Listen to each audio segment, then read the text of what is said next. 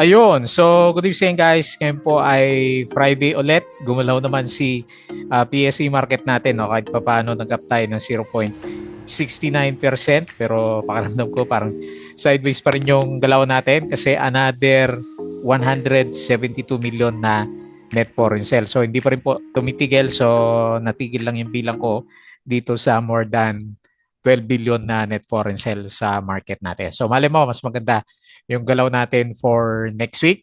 So ngayon, yung galawan sa US market, nag-recover na siya kahapon. Tapos ngayon, okay din, di ba? Verde din yung galaw ng kanilang mga future stocks, indices. European stocks, medyo bumawi na at saka majority ng Asian markets, verde na rin po yung kanilang galawan.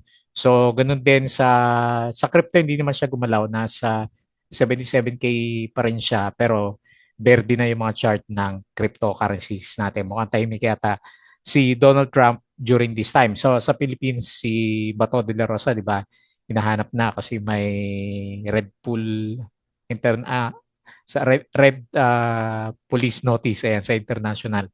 So pinapaaresto na. So yun naman yung sa politics sa Philippine markets natin. Okay? So ito po yung mga gumalaw at saka hindi gumalaw sa market natin. So si Tugs nauna sa listahan natin. So panahon na naman yata ng penny stocks. Ginalaw siya, nag-up siya ng 27.78%. Pero balita-wise, wala naman. So meron siyang 34K net foreign sell, and then si FNI nag-up siya ng 5.88% for today. So meron siyang 62K net foreign sell. And then si PNB nag-up ng 5.36%. Si FNI umakit siya gawa ng maganda yung earnings. Tapos si PNB ganun din. Okay din yung earnings niya. ABS7, ewan ko lang kasi lost to eh. So nag-up siya ng 5.53% din. At saka si dito, ayan, ilang araw ko na pala nakita nagtatap, pinag-uusapan si dito natin. So nag-up siya ngayon 2.5%. Parang kasi nag-subside na yung yung pullback niya, di ba? So tapos na siguro. And then si Now Corporation, di ba kapong pumintik siya. So ngayon nag-drop naman siya ng 4.42%. Tingnan natin next week. So minsan kasi nagpo-pullback, di ba? Pag sobrang lakas yung stocks natin. So meron siyang ilan ba to? 642K net foreign sell. Okay, so yun po yung pag-uusapan natin. Wala namang major na bumagsak, di ba? Sa mga alaga natin. Sa mga blue chips pala. Okay, so disclaimer pa rin sa mga bago sa channel natin. As usual, yung review natin is for education purposes lang po yan. So wag mong gagamitin to as a reason para mag-buy, sell, or hold ng stocks. May risk po kasi na involved sa market. So due diligence na lang po kung stocks yung gusto yung bilhin. And then follow mo lang po ako as usual dito sa ating Palaboy Trader na YouTube channel. Subscribe ka lang para updated ka sa reviews natin. Yan. Or kung gusto mo, join ka dito sa trading community natin. Okay? So, dyan po yung mga kasama natin. Okay? So, sa reviews, mga naka-follow, pa-check na lang po yung mga uploaded videos natin.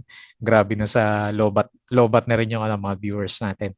Kapag review, so weekends na naman, review na lang ulit tayo. Sample trade sa market, basic indicators, technical analysis, malakas yung internet natin ngayon. Fundamentals, yung mga risk management, ayun, lumalabas. Tapos sa basic learnings dito sa PSE market. Ilang araw nang mabagal internet ko eh. Tapos dito sa crypto, follow mo lang po ako dito sa ating Palaboy Trader crypto ko to. So, gagawa tayo ng vlog over the weekends. And then, social media, Facebook account na Palaboy Trader. So, tignan mo na lang yung mga posts natin. And then, dito sa Facebook page. Tapos sa Twitter, follow mo na lang po ako dito sa Twitter account natin. Ano ba yung post natin? Parang meron dapat dito sa bandang kanan na wala. Okay, so ito yung summary ng galawan sa market. Akala ko mabilis na. Ayan, mabagal pa rin pala. So, based dito, holding firms, may mga sina AC, Jollibee yata itong mga umakyat ICT kanina. So, 1.46%. Si mining umakyat din siya kahit paano, 0.7. So, si FNI, maganda ng galaw. Tapos, si services ang nag-drop, 0.02%. Ibig sabihin, bumagsak si ICT kanina. And then, meron siyang 172 million net foreign sell pa rin naman. Okay? So, dito naman sa ibang balita, PNB, ito yun. So, is increasing shareholder payouts. Meron pala siyang special cash dividend. Ayan. So, yan yung catalyst natin na isa. Foreign funds bought, China Bank, East West, Metrobank, ASEN, AP, Manilad, Emperador, Monde, EI, Ionix, ABJAC, ARIT, ARITS, CLI, MRITS, Dito Converge, ICT, Bloom Plus, Pure Gold APS, at saka CAT.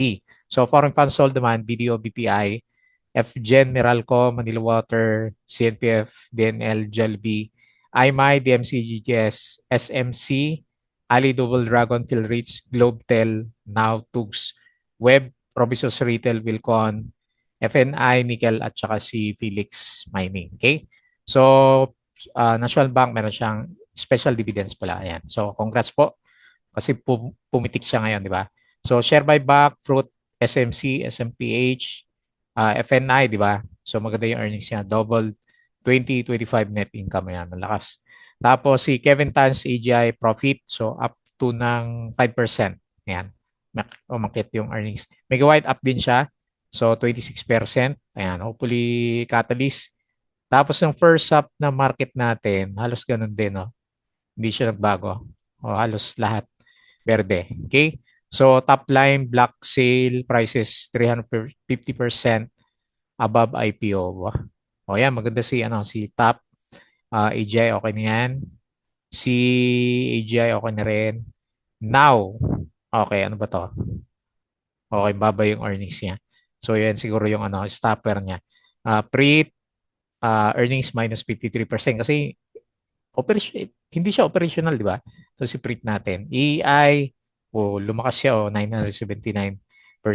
Robinson and Asian Infrastructure have broken ground on build-to-suit logistic facility. Okay, so may catalyst BPI, affirm BPI's rating si Moody's. Tapos si Jollibee expanded in North America to 109 stores. US market, okay siya kagabi. Pati yung futures natin ngayon. Megawide posted a 24% increase in first quarter income. Top, so its controlling shareholders sell 360 million shares at 1.4. So, 4 times the company's IPO price. Oh, di ba? So, panalo yung investor na to. BDO, okay, yung investment rating. AJ ulit. FNI, so 169%. Yung earnings, headlines, Pakistan steps up diplomatic bid to get US-Iran peace talk. Yan. Tapos yung post natin kahapon. Okay? So, konti lang na post ko. Patalasas ulit. So, since weekend na naman, check mo na lang yung ating Patreon channel. Yung mga gusto ng guide sa trading po sa Philippine markets. Sali ka lang po dito sa Patreon channel natin. Okay? So, punta tayo dito sa galawan ng index. Okay? So, sideways pa rin naman, pero maganda yung closing natin. Kahit pa paano, ba't ganon? Iba yung ko, yung guhit ko. Ayan. Saglit nagbago yung natin. Yung mga indicators natin. Hindi ko kasi makita pag blue line lang siya. Ayan, nagbago. So, anyway, palitan ba natin ngayon? Okay, para hindi tayo maligaw sa... Okay? Okay. So, 58262 pa rin, hopefully. Nagkamali ako sa analysis ko na lower high. Kasi medyo sumampa tayo sa MA20. Okay, sideways. So, pero hindi pa rin naman gumagalaw majority ng mga stocks natin. Sana yung Okay. So, bearish pa rin overall picture. Okay? So, 5961.4 at nag-up tayo ng 0.69%. So, kailang net foreign sale pa rin naman ng 172 million. So, sa mga big caps, may mga bumagsak pa rin, no? RCR 2%, AC 3%, Manila Water 0.23, ASEN 2.9, at saka si Metrobank 4.76%. Ayan, nag-drop pala si ICT ng negative 0.18. Pero noong umaga, ito yung nagpo-push ng markets po natin. Okay, so punta tayo sa winners. Tugs. Ayan, wala akong makitang balita eh. So, basahin na lang natin yung chart niya. Nag-up siya 27%. Si Next, may mga volume ngayon Si FNI, pa-breakout na. 5.88%. HTI, 5. Ganda rin yung galaw niya, 5.65%. ABS-CBN, ewan ko, pero parang nagbo-bottom. 5.53. Si Metrobank, 4.75%. So, nag-bounce. May volume. Monde, 3.51. Nag-higher low. Tapos si Ayala, ayan. Hopefully, ano yun. Ayan. Nag-bounce, 3.44%. ASEAN, 2.99. Marami nag-bounce ngayon, pati si dito. 2.5%. Okay? So sa mga losers, ba't si ABSP nag-drop ng 12% penny stocks. 2K lang pala yung traded value. Okay, so yung may volume dito si Now. So 4.48%. Tapos si FGen minus 3.5. Ayan, negative news pala kay Top yung kanina.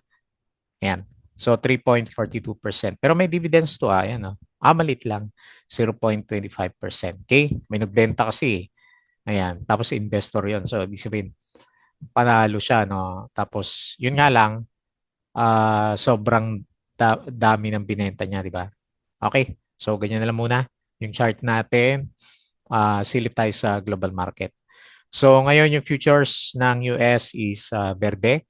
S&P 0.1%, Dow Futures 0.18, Nasdaq 0.05%. Okay? So kapon okay. European stocks okay din po siya. Asian stocks okay din siya. Okay? So maganda. Tapos sa cryptocurrencies, majority is okay naman siya. Ayan o. Nag-up nga pala yung iba. Okay? So Bitcoin 77K, Ethereum 2.12K, BNB 655, XRP, ito ang baba. 1.36, Sol 86, Makyat, and then si Dodge 0.11. Okay po, so quick review dito sa trending stocks. Okay, so unahin natin si Tugs. Wala naman tayong balita kung bakit umakyat tong si Tugs. Baka next week na. Ano ba tong earnings? Drop yung annual niya. Okay. So baka ito. First quarter, up siya ng 61.19%. Pero kahapon, okay. So anyway, maganda yung earnings niya. Ayan. So breakout ng ilang beses, nag-breakout si Tugs natin. So ang next na visit natin is around 0.7468. Ayan. So tapos na yung downtrend niya. Nag-double bottom siya dito last time. Kaya lang, sa lakas ng sipa, laki ng kadile. So, nag-up siya ng RSI sa 77. So, parabolic yung RSI level natin. Okay? Congrats doon sa mga pumondo kasi binomba yung price action. Yung support natin nandito na sa 0.6242. Okay? So, sana ma-sustain ni Tugs para may pag-uusapan ulit tayo next week. So, nag-close siya 0.69, 27.78%, and then 34K net foreign sell. Okay? Next, si FNI. Ito, maganda yung niya eh. Maganda yung chart niya ulit. Baka mag-breakout to by next week. Yan. So, wala tayo nababalitaan sa gold eh. Pero ito pa breakout yung galaw ni FNI. Yan. You know. Ayan. Congrats sa hindi na shake out sa pullback. Kasi okay yung earnings niya eh. Ito, first quarter, 171%. So, hindi pa siya overbought. Pero pa-breakout yung RSI level natin. Bullish. Okay po. Congrats. So, nag-up siya 2.34%, 5.88%, and then 600K net foreign sell. Next, PNB biglang humataw. So may dividends, ilan kaya to? 1.85%. Okay, so tignan lang natin by next week. So mukhang sideways naman siya, pero at least nag-bounce na sa support. Okay, ayan o, kung meron siya, ilan ba yung gap na yan? Kung may chance na umakyat, more than 10% din, di ba? So okay na to. Si PNB natin. So RSI 52 o 54 na siya, no? Okay. Nagre-recover. So, nag-close siya 59 pesos, up na 5.36%, and then 2.56 million net foreign buy. Okay? Next, ABS-CBN. So, siguro nga magandang pag-usapan kasi nga medyo nag-bottom na siya. Pero sa earnings, bagsak siya. Negative o lugi si ABS-CBN. Wala na kasing nagpapa-advertise dito na walang channel. Okay, so tingnan natin next week kung ma-broke niya talaga yung trend kasi parang double bottom na maliit. O baka technical bounce lang sa oversold condition, no? Okay, next week malalaman natin yan. So na-close po siya ng 2.67 up ng 5.53%. Next, mga dito na ticks. Ayan. So higher low na ba? Laging pinag-uusapan si dito. Ayan. Okay, pwede naman support si dito natin. Yung RSI niya, so hopefully makabalik ulit dito sa 50 level. So bearish pa rin yung, kasi delayed naman to, bearish pa rin yung MACD formation naman niya. Okay, nag-close siya 0.82 up ng 2.5% and then 2.74 million net foreign buy. Okay? And then lastly, si Now Corporation. So yun nga yung satellite. May satellite na kapartner siya. So yun po yung catalyst natin. So yung pinaka-support, mukhang magre-retest tayo sa malapit sa MA100. Tingnan natin. Kasi breakout candle to eh. Ayan o. Hopefully maka-recover siya by next week. Ganda yan pag nag-stay tayo above ng MA100. Okay? So tingnan natin. Mukhang malaki yata yung lumabas na volume. So nag-close siya ng 0.64 minus 4.48% and then 642K net foreign sell. Okay? So yun lang muna. Walang masyadong explosive pa rin sa mga blue chips natin. At least verde naman. Yung closing kaya lang wala pa rin kasing magtutulak eh. So next week na lang. Wala muna tayong optimism sa stocks natin hanggat wala tayong net foreign buy. Hindi rin natin alam yung implication ng impeachment ni BP Sara. Okay po, so yun lang muna bago tayo mag-close. Please don't forget to subscribe dito sa ating Palaboy Trader na YouTube channel. Join ka sa group kung gusto mo ng guide. Andito sila. Tapos crypto ko to, antay mo na lang yung bago nating upload. Facebook account, Facebook page, Twitter, and Patreon sa mga gusto ng guide. Sali lang po kayo sa group. Okay po, so yun lang. Maraming salamat. Happy weekends po.